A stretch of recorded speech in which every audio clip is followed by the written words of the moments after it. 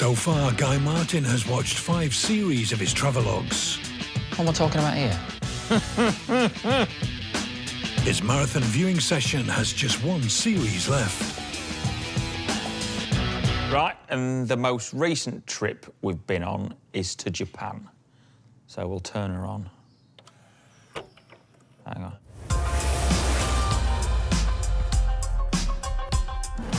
He spent 2 weeks touring a country where its workers are famed for their dedication and precision. Get your camera in there, boy. I listened to my voice. I thought, oh, bloody hell, I sound like a right donut. Felt that. Hey, that is trick-ass. In a way, I think it's a bit high-pitch. It's slow. Guy put himself through the same disaster training course every Japanese worker attends. Look at me. I look like the Hunchback of Notre Dame, don't I?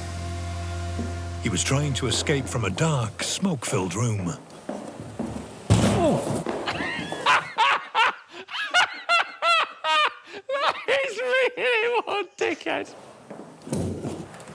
I felt that. I felt that. Guy's personal dream came true when he got into Tokyo's back streets and unearthed an engineering grandmaster. Here we are, number 5, Mini Mikimoto Street. We have met Iwai-san this morning, 83-year-old toolmaker. Yeah, I'm nearly lost for words. It's all happening in here. Come on, have a look. You'll see what I'm on about. You'll see what I'm on about. Iwai-san is a takumi, right? And that means you've served at least 60,000 hours to be able to become a master in your trade. Yeah, for me to watch this is mesmerising. そうだね。まあ片腕みたいなものですね。I bought my first lathe when I was 18. I think it paid for itself in the first year. Yeah, I try to work to his level, but I'm not there yet. I might take another 30 years, 40 years, well, in that case, 50 years to get there. Guy was honoured to be given the chance to work under Iwai-san. Oh, I'm excited. Brave man.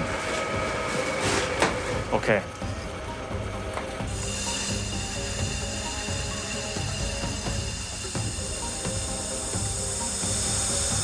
Proud moment.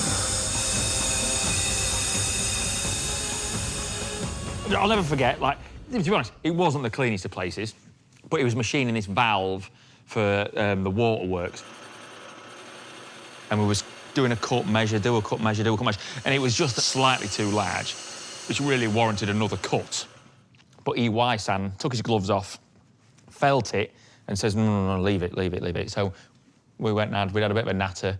Iwai-san had a fag, came back, it had cooled down, measured it, perfect. Yeah. Good work, good work.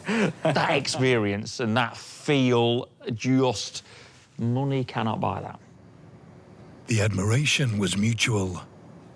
1年すればある程度の Meeting Iwai-san, getting to do that, that's up there. Should we go? But the story didn't stop there. Thank you. He gave us a lift in his Toyota, but he was very impressed that it was a British Toyota and not a Japanese Toyota. Sometimes like he has to carry heavy things, and this car was designed to be stronger than like Japan made. Ah, right, OK. The stronger Toyotas are built in England. That's interesting. Yeah, heavier springs, built a heavier built car. Yeah, built up in Derby, and just up here. So yeah, he was impressed with that. Interesting job. Thank you.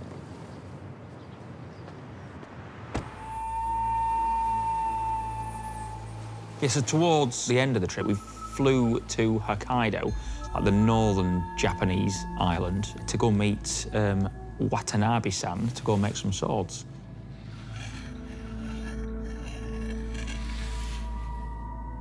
Not just a sword, a samurai sword.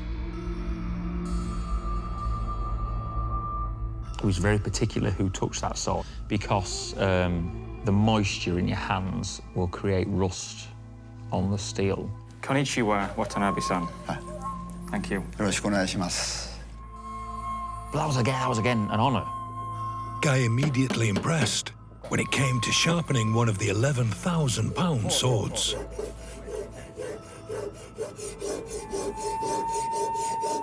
OK。いや、うまいな。 Just the feel for how metal feels with your tools. It's just, yeah, it's sort of something you can't teach anyone. Because I've been mucking about with metal since I was a kid. There are fewer than 80 traditional swordsmiths left in Japan. The most difficult skill to learn is the hardening process, using a mix of wet clay. この焼き入れは今まで誰にもやってもらったことがないんです。Okay. でもあなたすごくセンスがいいので今回焼き入れに挑戦してもらいます。Okay. Arigato. Arigato. I always think, you just having me on, mate. The different thicknesses of clay act as an insulator, allowing the sword to heat at different rates, creating the perfect blend of hardness and flexibility. The whole idea is get it to the right temperature and then put it in there as fast as possible. It requires split-second timing. Can you see that? Brighter cherry towards the cutting edge and then a duller cherry towards the broader padding. Guy's translator was brought in to ensure no mistakes. 通訳の方ここにして。Just the amount of time and effort he's put into that. Yeah, I could go and knacker that up at any point during this operation, couldn't I? Any point. Can you pull the sword to you Yes. very slowly? Yes. もう一回奥に突っ込め。 Put it back グッと奥に again. グッと奥。OK OK Deeper, farther. OK OK OK OK。 Tense. もうあと何秒ですから。 A few more seconds. はい。少しずつ Yes. 少しずつ少しず Pull. つ。歯を下にしてやれ。 Put it back. 歯を Yeah, turn it around. 突っ込む。OK OK OK OK OK。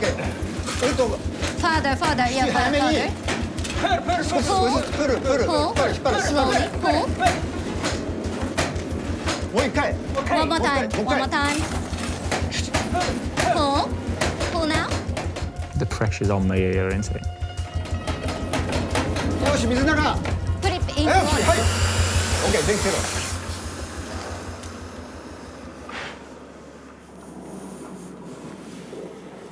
Okay. OK Okay. OK That man's leaking. I'm leaking. Limited vocabulary, boys. You know that. It's fairly intense, that, wasn't it? おお入ってる Is that good? グーここにね名刀にしか出てこない This is good. This is good. ほん Okay. 大変素晴らしい The proof of any sword is in its cutting. Guy's was up to the task. また一緒にやりましょうはいありがとうございました Thank you. Thank you very much. You never know. Do you? You never know. Guy's own personal premieres are over. You've done a good job, boys. Good job. You're not letting me down yet. Guy Martin's about to find out if he could have flown with Fighter Command in the Battle of Britain. It's his first combat mission in a hurricane. And like the new pilots in 1940, much of the skill is in spotting the enemy. Well, that's a lot of sky and not a lot of plane. It's quite camouflaged in the clouds. You have a job making him out. Pilots who didn't check their blind spots every few seconds rarely got a second chance. I was being followed by a Messerschmitt. Look to your right. No, guy, I can see him. Yeah. Today, the 109's fly past signals the start of the dogfight. Right, what's the plan, Anna? Dive, dive, dive, dive. The Messerschmitt immediately maneuvers into an offensive position. Now Guy has to try and outrun it. Wings level, wings level.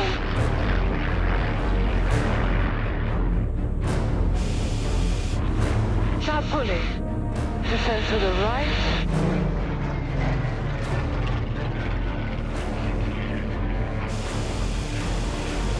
Let the nose drop. good. So far, Guy has kept out of the 109 sights. And wings level. But dogfighting today, just like in 1940, is about momentum. And start turning left, left, left, left. And with each maneuver, Guy is getting slower. It's quite difficult to fly it accurately, speed-wise, isn't it?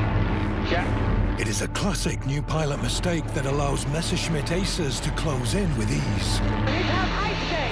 Let's be careful not to fall down the line. What's about it? Yeah, we nearly got to a stall.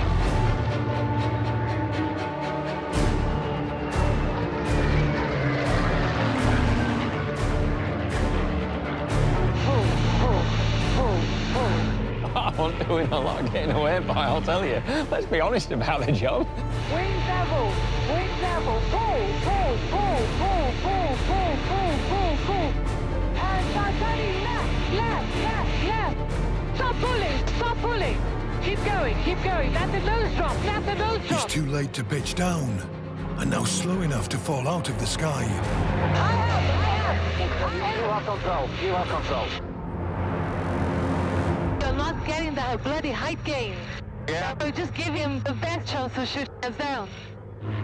The fact is, Guy would have been an easy target for a 109. On average, 5 pilots lost their lives every day throughout the 16-week Battle of Britain. But Guy has the privilege of getting another go. The dogfight is reset. This time, the Hurricane will be the hunter. The Messerschmitt 109 has the lead. There it is. That's sort of a bit easier was chasing. That's good. Give it a bit of a delay and then just do what he's done and try and stay on the inside. 750 feet. Keep it steady, okay? Yeah, okay.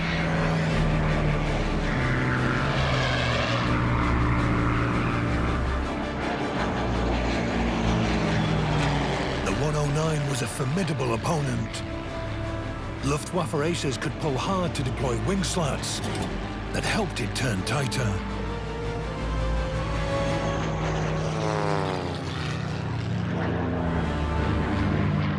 Bloody handful. Yeah, them controls do the same thing as all them aeroplanes, yeah, but it's just getting the feel for it. While he tries to muscle his Hurricane into a firing position, Guy doesn't utter a word.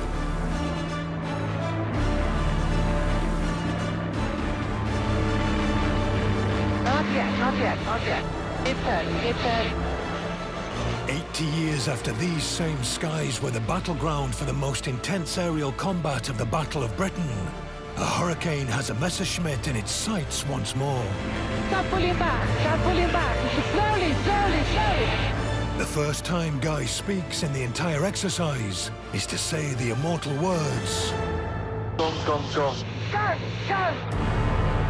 We like it. What a beautiful view, eh? It's fun, isn't it? Bloody amazing. There's something about them that really makes you want to shoot them down. I don't know if you'll make a pilot of me yet. I'm not taking any credit for anything, boys. Let's be honest here. No credit to be had from me. That's Anna's credit, to be honest, boys. I don't like saying that in front of him because I don't want him to get big-headed, but he is brilliant. He's very analytical, so he analyzes his mistakes and he learns from them. And he had prepared well, and he really rose to the occasion every time. Hey, boys, I gave him my best shot. That was all of me. But the whole experience, the Tiger Moth, the Harvard, Anna taking us through everything, it's been bloody great. Because it's given me even more respect for those boys back then, because it's not bloody easy. They're big figure men, these. There's Blatchford, a DFC, Stanford Tuck with 3 decorations, and Flying Officer Martin. I'm not going to forget that, Bob. Would I have been a fighter pilot? I think he had all the makings to be a good fighter pilot. Definitely. Would you want someone like me protecting your country in one of them things? Would you? I bloody wouldn't.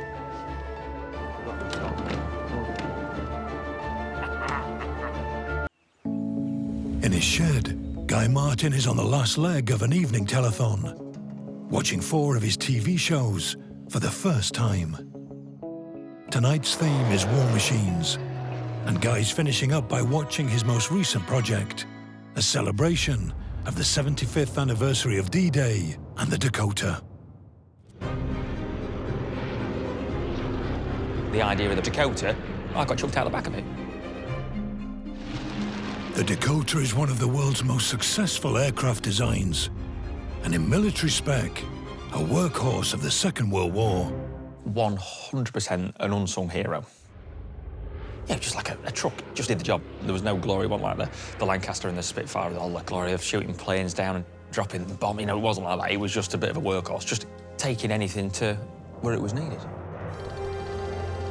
On D-Day, Dakotas played a vital role, flying thousands of paratroopers across the Channel to parachute behind enemy lines and disrupt attempts to defend against the seaborne invasion. To celebrate the role of the Dakota and paratroopers on D-Day, Guy wanted to recreate that mass parachute drop, and his preparation began with a taste of paratrooper training. What do we call it? That trinasium. Move your feet! I was cringing for these boys. Just the shouting. Get your arms up! Lift your foot! Get up! Right, stop! Fair play. Touch your toes. Fair play. He's done it. So I'm watching the proper paras go through it, and I'm thinking, yeah, I'm going to be going through this. I was nerves were building. Happy? Yes, sir. Sure? Yes, sir. Nervous? No, Staff. You will be. I'm nervous, yeah. Look, I'm sort of tensing up a bit, just sat watching it. Bloody hell, because I've not seen any of this. Go. Get away. Let's go. He means business now, so now I'm in. All right, whatever you say I'm doing. Hey, climb up. Let's go. Guy climbed to the top, 6 stories high. Your arms out wide. Shimmy along. Get across it. Get across it. Now. Do not touch the bars. Get over it. OK, climb down. Stop it! Jump! Go! Keep going! Oh, yeah, it's not a massive jump if you was 1 foot above the ground. But 40 foot up there, that's a big jump. Well, I've got your man shouting at us. Phase 2. When I say sprint, you sprint. When I say grenade, you're going to dig in with your eyelids. God, nervous, boy. Go, sprint! Get going! Give it! Grenade! Get down! Get down! Good! Get down! Crawl! Crawl, you idiot! Stand up! Stand up! Stand up! Come here! Come here. What did I say to you? When I say grenade, you get down! Do you understand? Yes, you need to get down! You'll get killed! You will die! Sprint! Go! Let's go! Let's go! Grenade! Crawl! That's hard work, that. I was blowing out my... Get up! Get up! Look up you going. And I'm going into these woods. Get underneath. I've got to go through this assault course, through this sort of... Get through here! Get through! Through this... These boys are hammering us. Go, keep going! Keep low! Keep low! I've got knackered. Yeah, you can see, as you can see, I'm there. I'm knackered. And I've got to do a boxing match now. And they haven't just got me Joe Bloggs to box, they've got me the para boxing champion. He's a lump of a bloke. Straight punches, the target area is the face. What milling they called it. Right, straight punches. Gloves up! Well, he knows the crack, he knows what the milling is, and he knows how to box. I don't know how to box. Gloves up! Smash each other. No! Keep going, let's go! Let's go! He's hammering me. Pushing me back in, I see, I forget. Punch it! Stop! Hammered. That's not glorified for TV, boys. That was tough. Good work. Good work. Yeah. That was probably the toughest air filming we've done. Really? I'd say that. Next for Guy was a trip to France Land. for parachute training. Almost. A bit nervous, a little bit nervous, yeah. What's the worst that can happen? Well, it's quite simple, really. What, you're going to torpedo into the ground at terminal velocity? I don't really want to be doing that. Ah, good old boy. Top old boy. Good old boy. Cheers, boss. Thank you. Cock on. It's French.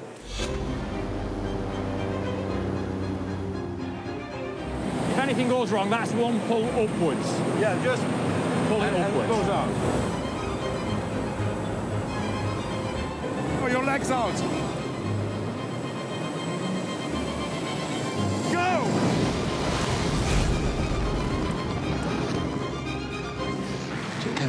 Canopy control. I was chuntering away to myself there. Ooh. Despite a heavy landing on the runway, Guy's first ever jump was deemed a success. It all came as a bit of a shock, really, because he just goes, jump! Let's go. And then I thought, oh, well, that ground's coming fairly sharpish. Next thing, I'm on the bloody runway. On his second jump, he drifted a bit. I ended up in a field. Get your feet together, mate. Get your feet together.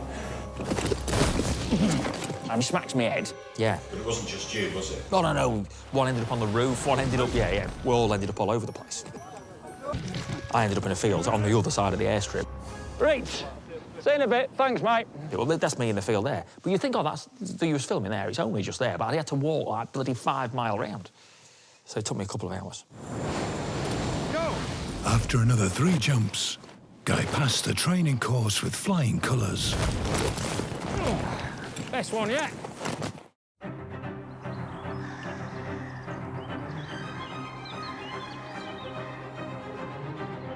Finally, the day Guy had trained so hard for arrived. He would be jumping out of this beautifully restored World War II Dakota. It is a proper D-Day machine. You can see the pictures. The top line of how many aid missions it's done, how many paratroop missions it's done, how many glider missions it's done, and then the train at the bottom is the resupply. Peachy. Thank you. Before the jump, a 90-minute flight across the channel to the exact coordinates of the drop zone used by paratroopers who flew from this very airfield in 1944.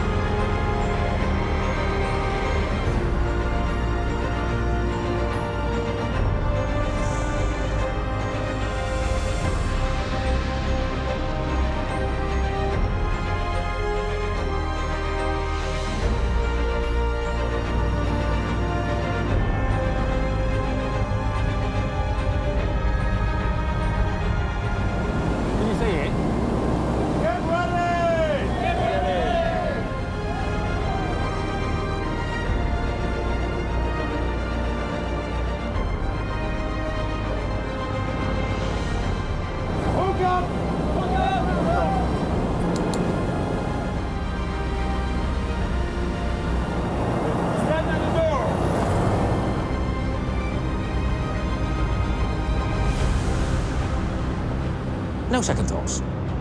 Because I knew if I hesitated at all, I'd knacker everyone else's jump up, so I never had any... No. It was a bit nerve-wracking because I was the first man out there. And just a few boys had said, watch the rear tailplane when you're jumping out the back. And they said, boys have had the reds, lost the reds, smacked into it, knocked himself out. All you could see when you was at that back door was that rear tailplane. I'm nervous now watching this. Drops on 11 o'clock. Go! Jump in. No hesitation at all. Oh, we've got a bit of a twist on. Yeah, we're twisted. So you can't steer it really until you get the twists out.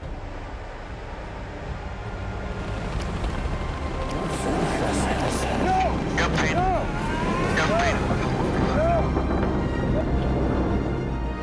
Jumpers out.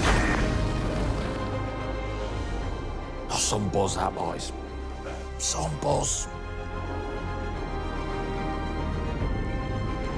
Just imagine doing that and getting shot at.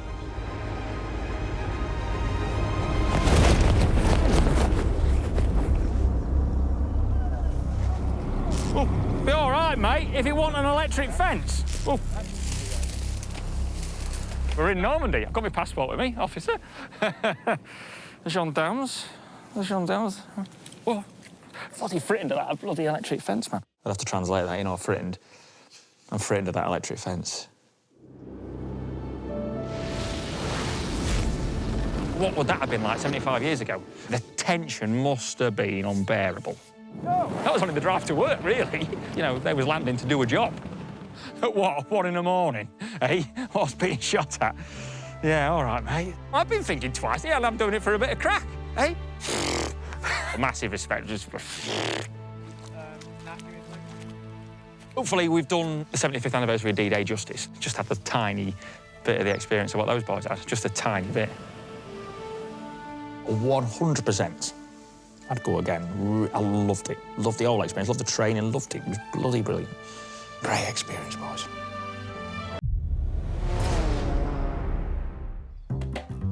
In a shed, sitting on a deck chair, Guy Martin is watching TV and has just reached the final chapter of the story of him and his favourite transit van.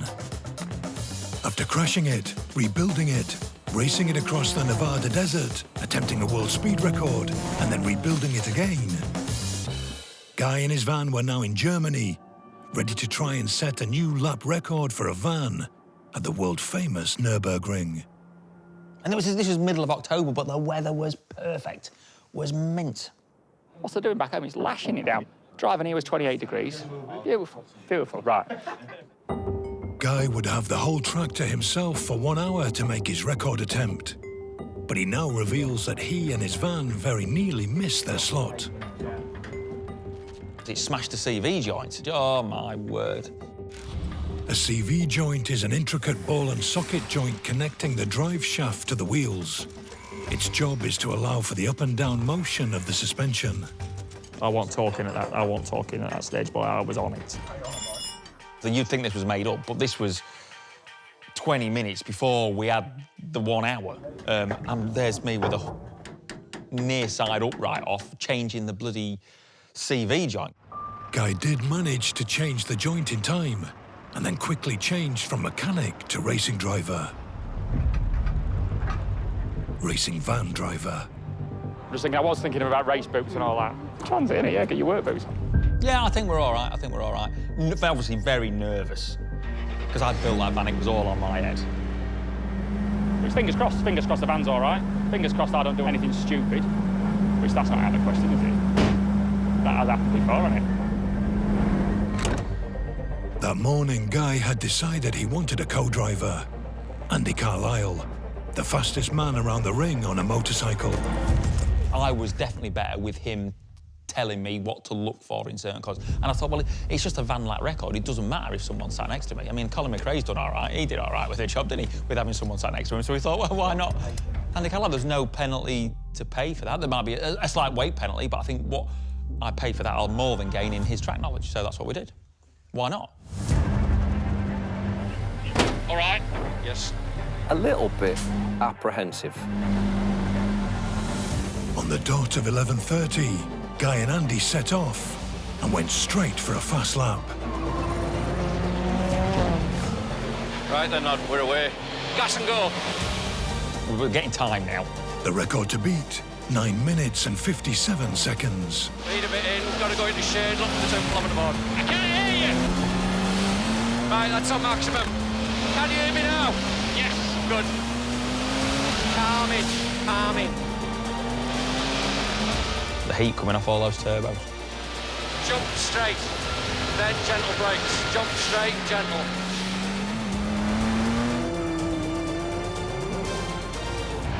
Test the curb, see what it behaves like. No, it bounces. Skimmer brakes, feel it hop. Halfway into the first lap, the van was flying, but Guy was having to work very hard. The van's a handful, and the further into the lap we got, the worse it got for being a handful. Because it's so heavy, the brakes and the tyres could just not deal with it. Is that locking the back? But you see, locking the wheels up. As Guy approached the end of his first lap, hitting 144 miles per hour, all was looking good. You was also on pit lane, weren't you? What did it look like? Motoring? You'd say so, wouldn't you? Amazingly, on his very first attempt, Guy broke the lap record by almost 30 seconds, posting a time of 9:28. Gas through, feel it jump, gas. But Guy wasn't finished yet. It was time to put the record out of sight. I'm trying, my eyes are wide. A third of the way into lap 2, Guy was 6 seconds faster. As he rode the banked carousel corner, he was 10 seconds faster and on for a blistering time. They use all the track on the way out, every inch. Just from the noise alone, everything resonates. Gas up and over, feel it wriggles. It's one of the loudest, if not the loudest vehicles I've been in. Yeah. Gentle brakes before, missed the first apex, look at the second. There's something about that van that is... it's playing with fire. It's really playing with fire. While they continued to improve on their first lap time, behind them, Andy's words were proving all too prescient. A turbo oil line had come loose, and oil was now spraying onto the engine, starting a fire.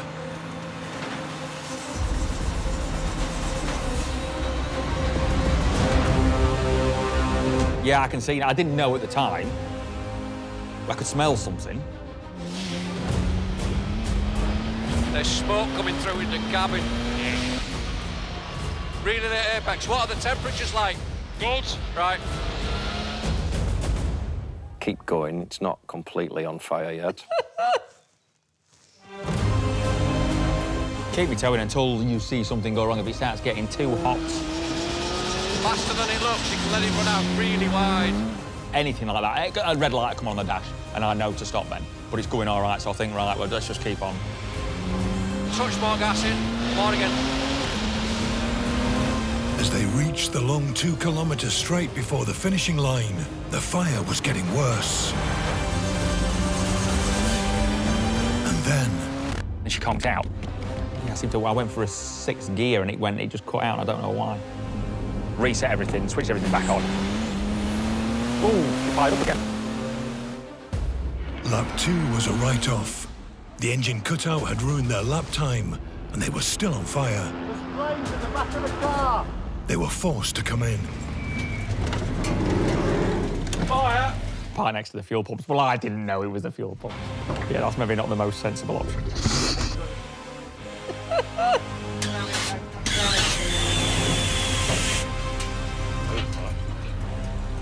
Bit of a fire? Yeah, hey. Yeah, if anyone's taking the blame, I'll take the blame. There's only one person to blame there, because that was on my head.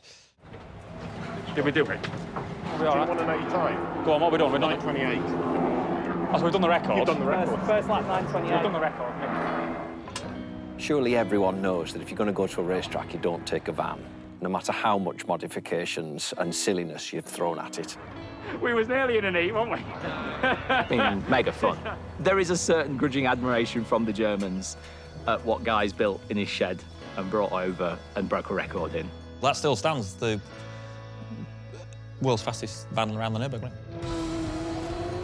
And I genuinely thought someone's going to go straight out there and break it within the first week. And I thought, that course, that will happen, just to show us that. And no one's attempted the van lap record since then.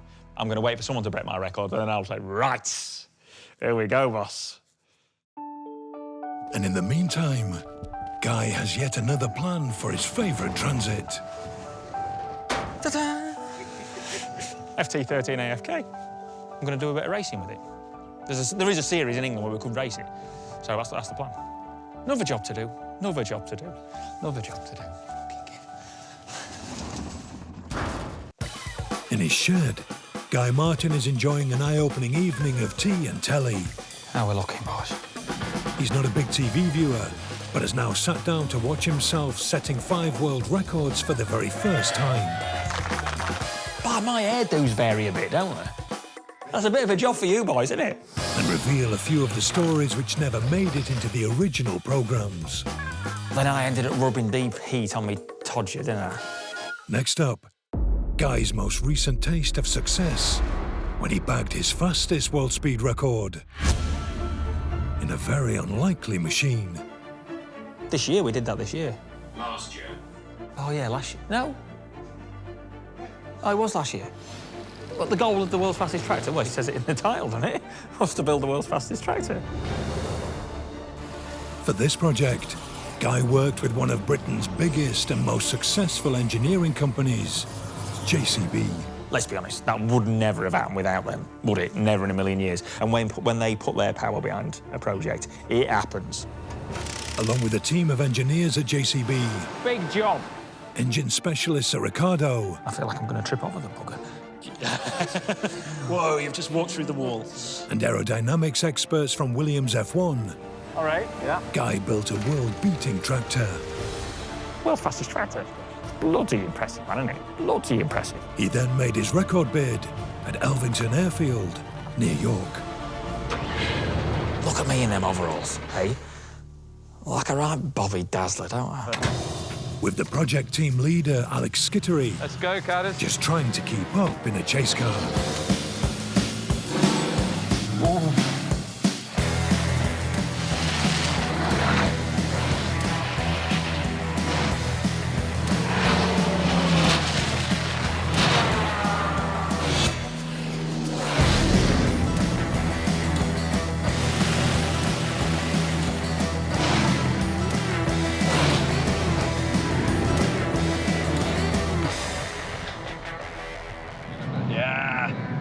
Good lad. Okay, Guy, that looked like a good run. You just park her by your yellow marks. It was a good run. She's quick. She's quick. Guy had claimed an official Guinness World Speed Record of 135.19 miles per hour.